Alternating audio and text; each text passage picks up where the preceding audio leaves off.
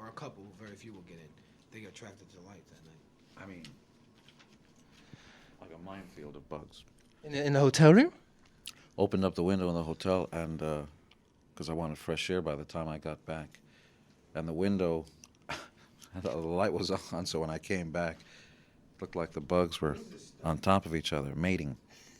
Well, that's what happens in the hot weather. What is this? Ice cold coffee? No, that's juice, right? Yeah. Want some orange juice, Gene? No, thank you.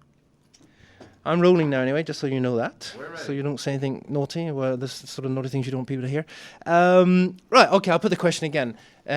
See how far we get this time. What is the greatest thing about being Kiss right now, as of this moment in time?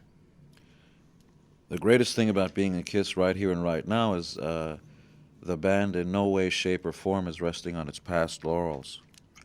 We realize we have a big history, and that there's a lot to live up to.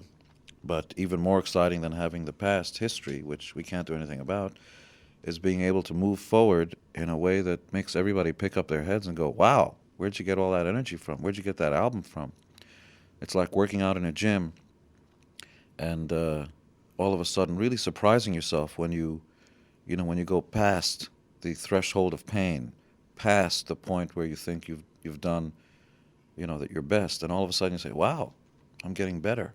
And the band in a lot of ways feels rejuvenated, like this newfound energy, and who knows why that is. It's not one thing. I'm sure it's a lot of things. Eric, would you like to add anything to that? I think my sentiments are equal to Gene's, the same thing.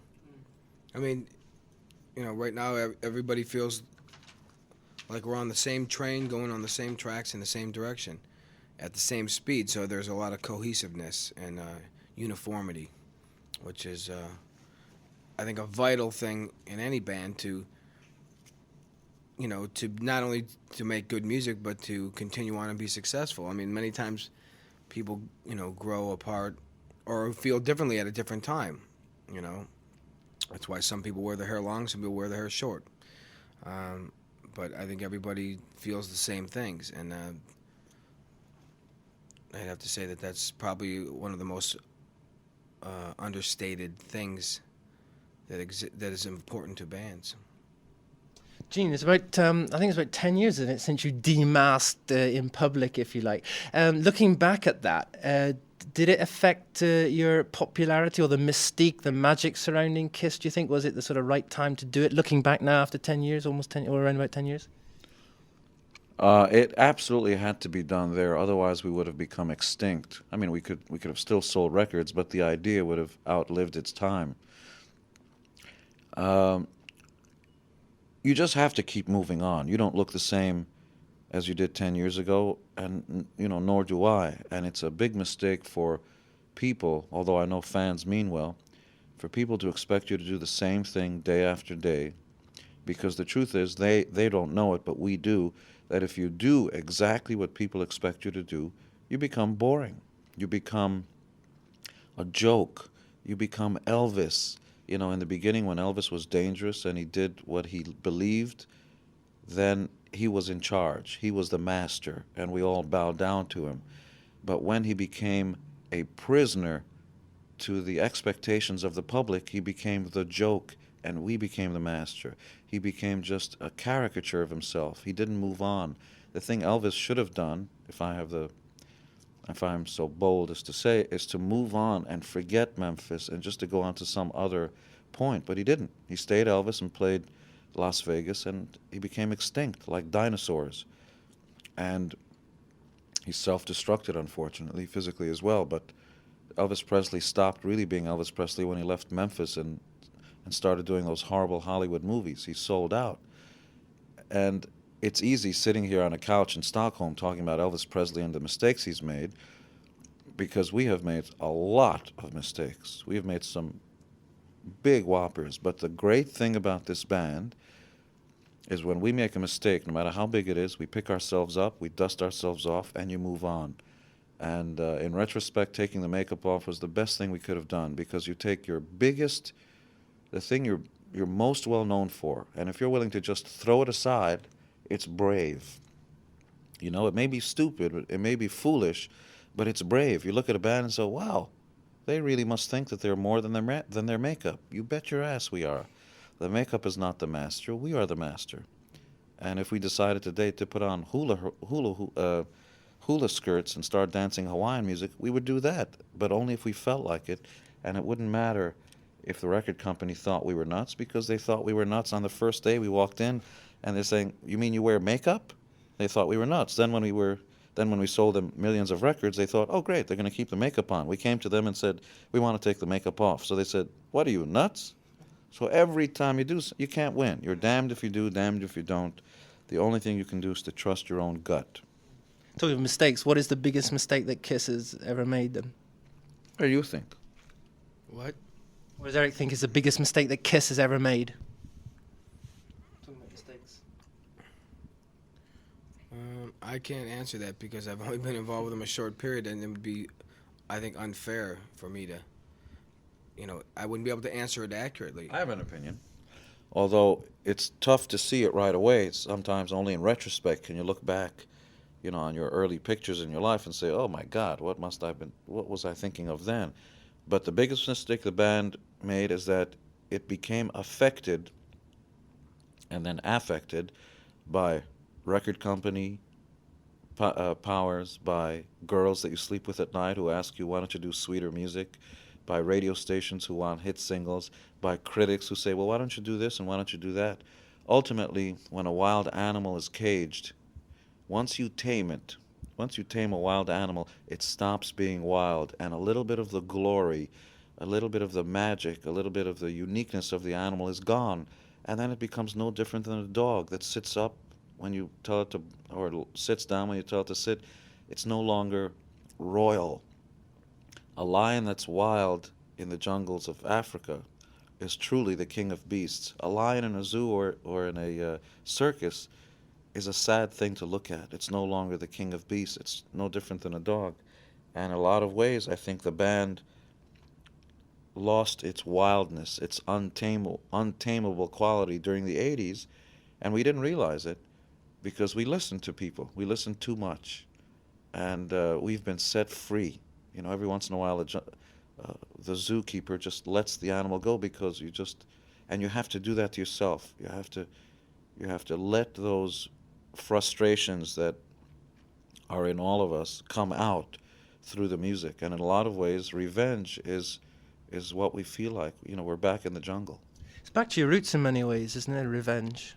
I don't think it's fair to say roots, because as soon as you say roots, I think of Mississippi blues played by white kids who don't have a clue what the blues is about. It's not like that at all. It's not a slide guitar on this record, but it is back to the spirit, perhaps back to the spirit that the band originally was formed, and which was to hell with what is supposed to be the rules, with what radio thinks is a good idea. This is who we are, this is how we feel, and this is how we dress, no matter how funny or strange it may seem to people. And ultimately, when you believe strong enough in who you are and how you feel, whether it's wearing a suit and tie to a weird hippie party, or whether or not it's having green hair at the office, you've got to be yourself. Eric, what was Kiss to you before you actually joined the band? And have there been any sort of real surprises since becoming a member? Well, I was affected by Kiss right from their inception, when they first appeared on the music scene. So I've been aware of them right from the beginning, and so they were part of an influence on my formative years of music. And what did your friends say when said, "Hey man, I'm going to go see Kiss"? My friend, they all liked it, because they were into a lot of the same things. I was one of those kind of persons that was into like music and going to a lot of shows and collecting magazines. A muso head, as they say, and a lot of my friends were the same way. So we had, the same things in common. But I know that there was a lot of people at the time that didn't get it. They didn't like it, but I think it's because they didn't get it. They didn't know what it was about. What was the second part of your question? So having become a member now, then what have there been any sort of major surprises, if you like? No, I don't know. There hasn't been any. I can think of one. Eric Eric Singer thought he could join the band, and what he does best, what he thinks he does best, is just play drums. So he figured, great, I'll join another band because he's been with a couple of bands, and I'll just be the drummer. Wrong. When you join this band, there's a working man's philosophy here. Everybody's got to carry their weight, and Eric Singer's singing more in one show than he ever has in his life. Every show, every song, there are backgrounds, and he's got to sing just like a lead singer. There's no goofing off here. No, we don't need a tambourine player on the side of the stage just playing tambourine. And he's working his butt off. So what, in what way do you think your contribution is different to Eric Carr's, Eric, do you think? Well, I don't like to make comparisons because that's not fair to myself or to other previous drummers. I think the whole idea is to have enough confidence in your abilities and in yourself to feel like you can bring something that's unique and special to a situation, not whether it's better than the other guy. It's, the bottom line is, for me, is that, and I think for the fans, is that as long as it sounds like Kiss and feels like Kiss, that's what they want.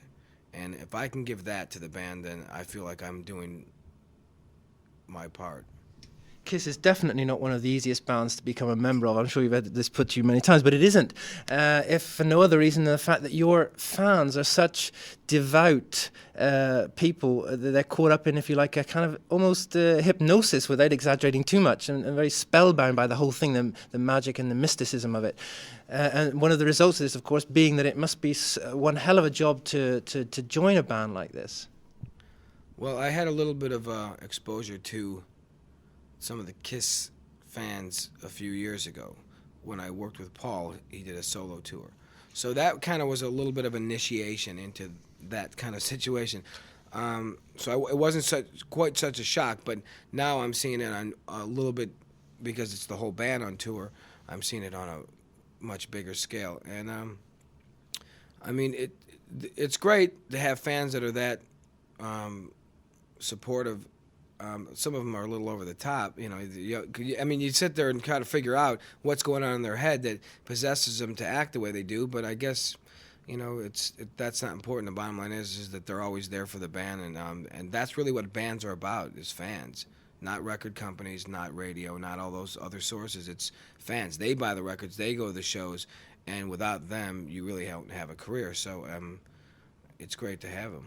Do you feel accepted by the real hardcore fans?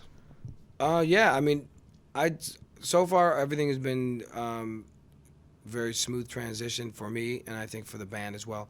And everyone's been kind of open arms. I think once they go and see the band live, and they see that the band has a lot of commitment to what they're doing on stage, and there's a lot of energy, and that it sounds like Kiss and feels like Kiss, that's the bottom line, Gene, devout fans, yes, but it means perhaps some drawbacks as well, like that they are very, very demanding, of course. Well, usually the fans are great. Every once in a while you'll find somebody who's off the deep end, but you can't be too angry because it comes from a place of like love. And there is such a thing as being smothered by love. Even your mother, it's like, come on, leave me alone, right? Mm-hmm. And you love your mother, and you know that all this stuff, come on, have another bowl of chicken soup, come on, just another one. Past a certain point, it gets to be a little too much. But you can never get too angry because it comes from love. And when you walk in your room in a new hotel and find 3 people there waiting for you, you feel like your privacy has been broken, like all of a sudden, what are you doing in my room? But they're not crooks. They're not there to steal anything. They're there to welcome you. And it's like, surprise, So sometimes it's pleasant. You can walk into a room and find a girl in your bed with a flower saying, I'm yours, And you got to always remember, and we always do, that no matter how overboard the fans are, it's based on love. Last night I was downstairs at the hotel. They have a gambling thing here. And, it's no big deal. You just gamble for a couple of bucks, a couple of dollars. So I'm gambling, and these 2 fans waited until the end, like 2:30, 3 o'clock in the morning, just to be able to come over and say hi. For the rest of the night, they were about 10 feet away at another table just watching. And they waited for hours. Fantastic that they had that sort of patience as well. Yeah, I didn't even notice them. I just felt somebody was looking at me from the corners. And then at the end, they came over. And what can I say? Kiss fans are out of their minds. But you all must be used to this, being watched and observed all the time. Well, I've seen it occasionally, but not to the degree that it exists in this particular band. I mean, it's kind of funny. You made a point about they must have an amazing amount of patience. Well, I think that goes both ways, because at the same time, we have to learn to have a lot of patience. Because there's times, let's face it, we're not machines. There's days when you don't feel well, and somebody's in your face, and that's not exactly what you want to have to deal with. But you do, you have to realize that it comes from a place of affection and love, and they mean well, and they mean no harm by it. So I think that patience, it has to go, on our part as well. And the truth is, in a lot of ways, what the fans give us, yes, love and devotion, it's a wonderful thing. But the truth is, in a lot of ways, they're really part of the family. And I don't say this like to be glib or to say something that'll make us more popular. The truth is, without the fans, we wouldn't be able to gauge if what we were doing was right. You can't trust the record company because they get paid for what they do, and they don't know a single thing about songs. The truth is, when they go home, they don't listen to this kind of music anyway. So you can't trust them. It's suspicious. They're business people. You can't trust radio stations because their point of view is totally warped, and it's all based on ratings. So Paula Abdul, Madonna, and Kiss. There's something warped about that, and I don't know what it is, but radio stations have to deal with that kind of stuff every day. A critic gets paid for his opinion. And which magazine is that? Okay. I haven't seen that, so we'll see that. How come we're not on the cover? What is that? So we'll talk to Andre. Yeah, he'll go fix it. No, I prefer Andre. Andre, go take care of it. And in a lot of ways, critics have the same problem. The problem is when the job overtakes rock and roll, when it becomes really about the money and the job, and you don't really take it home and it's not really a part of your life, it ain't rock and roll. For fans, there's no money involved. It's like they do it because they love it and it's a part of their life. They do it every day. And when we do music that doesn't quite hit the mark, they tell us. They say, I don't like this song. And that's invaluable. Where else are you going to get truth except from the fans? 24 albums in like 19, 20 years. Do you remember the making and the recording of each one, or does it become like sort of birthdays, like the memory fades with time? You mean songs, or? Yeah, no, you remember the details when you actually did that particular album, things that happened then and how it was and so on. There are certain things that you'll always remember because they just stick in. And other things like, I remember the Beacon Theater in New York City, one of the first places we played. I remember how many people were there, who the promoter was, what the ticket prices were, and so on. On the other hand, I may not remember which city I was in yesterday. So, yeah, you forget things. It's almost impossible. We're approaching our 20th year soon. It's almost impossible to remember all this stuff, but that doesn't mean you don't remember really obscure, trivial things 20 years ago. I think like Eric Carr's death, does that affect, inevitably of course it will affect you personally, but does it kind of affect you in a way that you get to appreciate life yourselves that much more? Well, it's almost a lot. It's almost like asking too much to really talk about it, because no matter what we say now, it's going to be the 100th time that we've lived through it. And, we went through our emotional roller coaster ride the first time through when the shock hit. And I understand that critics and writers and everybody are doing their job. For us to really start going back again and reliving it is trivializing it, because you're talking about the death of not just a good human being, but also of somebody who could, was a brother as much as anybody can be. Eric Carr died tragically and for no reason. This was a guy who never hurt anybody, never said a bad thing, even about other bands. You know how groups can sometimes get very catty. Oh, that other group's no good. He never did that. This was just a peach of a guy, just a gem, and a saint. And what can you say? You know, tragedy hits, and when we think about Eric, it's more about the good times instead of the bad, because you try to remember him as the funny guy. He was a prankster. Used to pull jokes on everybody, and you know, he was with us for 11 years, and we're that much happier for it. I think there's no question he brought joy to the world. The world's a better place because he was here. But emotional things like this perhaps can even affect, if you like, songwriting. They might make you more, if you like, more philosophical. I don't know. No, I think that would trivialize his death and his life. While Eric Carr was on tour with us on the last tour 2 years ago, he realized as much as we did that we've got to stop playing the game. It's time to wake up. You got to slap yourself in the face and say snap out of it. And he was totally in tune with everybody and realized we had to do the kind of record that first made us great. He was absolutely a part of it, and the record and the songwriting did not come as a result of his illness, which really came later on. The songs were already starting to be written while he was alive. And just to say that just because Eric Carr passed away and revenge came as a result of that would be to make it into a Hollywood story, and it ain't. Yeah, it's an easy way out. It's like, it'd be too easy to say, oh, they were all inspired because of the death of a bandmate. And it's not to take away from the importance of Eric passing away. They just want to be honest about it.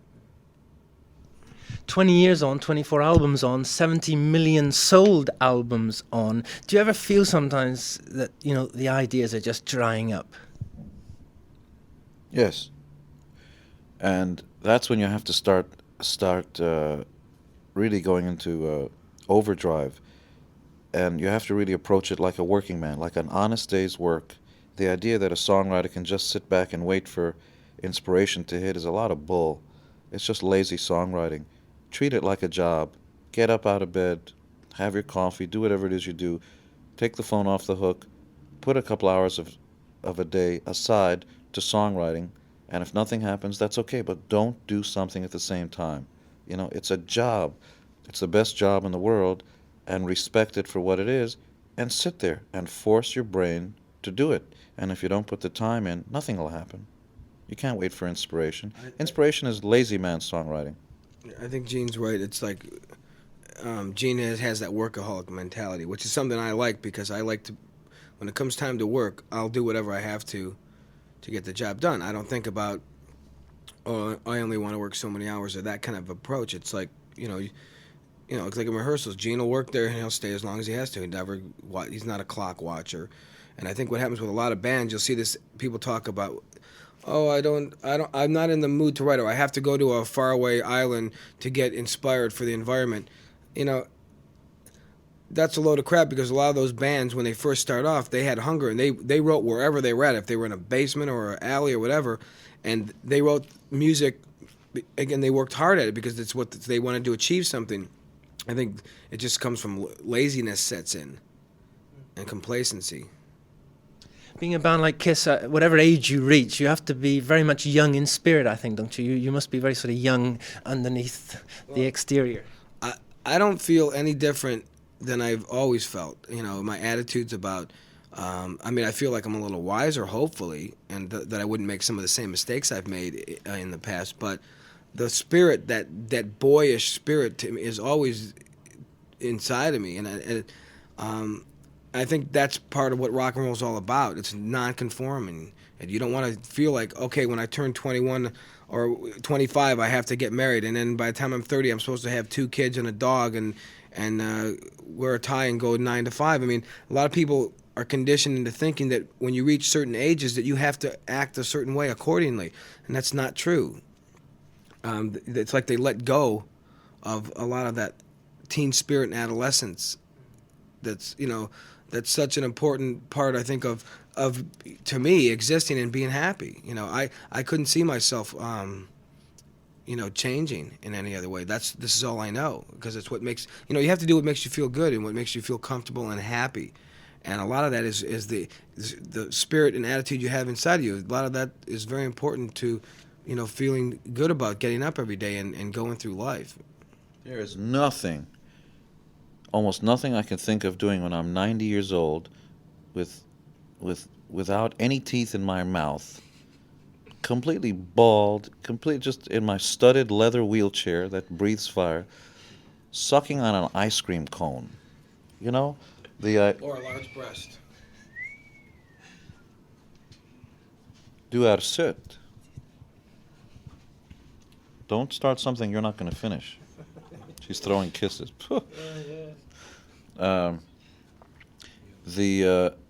The idea that that's right. The idea that a certain age determines your behavior is to be a robot. Is almost like to be in France. Oh, 11 o'clock? No. You may not have eggs. Until 11 o'clock? That's bull. You are the master of your own life. You're the master of your own fate or mistress. And you should be able to call the shots. This is your own television show where you write, produce, and act in it. And it can be whatever you want it to be. Write your own story. Don't live out somebody else's script. Write your own script. And if at 80 years old it means, even if you're in a wheelchair and you feel like chasing the nurses down the hall, do it. Put that wheelchair into overdrive and go get it. Very well said, both of you, I think. Well, as you saw, we've got to finish that. Would you mind doing a couple of IDs before we finish completely? Absolutely not. Great. So we're rolling whenever you feel. Okay. How you doing? This is Eric Singer. And this is Gene Simmons of Kiss. And you're listening to one of our new tracks off of Revenge. Right here on Efter Tre. No good? Try one more just to be on the safe side. Oh, if you come want. on. Here we go. How you doing? This is Eric Singer from Kiss. And this is Gene Simmons from Fleetwood Mac. And you're listening to one of our new songs off of Revenge. Right here on Efter Tre. Great. Fine, I do my own shows on a local radio Stuart station. Ward Show. Stuart Ward or Stuart Ward Show, whichever you like, yeah. Stuart Ward Show. Yeah. Okay. Toast get here? Hi, this is Andre the Giant from Kiss. You should get on here too. Hi, this is Gene Simmons. This is Andre the Giant. I had such a good time gambling yesterday. I get the right numbers on it. Played 10 games in a row. How'd you do? Oh, I lost. You can't win here. No, it's bogus. It's bogus. So It's the a tax, total- it's a but- tax. See, I look at that's why I look at gambling. I look at it from the logical side. I say, wait a minute, the odds are so in their favor. This is not worth it. You can win in Las Vegas. I always win in Las Vegas. But here, Lost wages. 17, 18, and 19. I'm sorry. Yes. Stuart Ward. Hi, this is Eric Singer. And this is Gene Simmons. We're in Kiss. And you're listening to... The Stuart Ward Show. And here's a new track off of Revenge. Great. If you don't want that at the end, you just chop it off. Exactly, we can use it any time then, yeah. There Would you you go. do one just on your own, Eric, and just Gene do one Okay. on his own, and then we'll finish? What do you want me to say? Stuart Same Ward thing, Show? Okay. Who you are of Kiss. And Okay. Is the level good? Yeah. Hi, this is Eric Singer from Kiss. And you're listening to The Stuart Ward Show. Great. Gene, would you mind doing one of those? How do I say hi, Sweden? In Swedish? Yeah. No, Hey. in French. Hej Sverige. Hej Sverige. Hey, Splunk.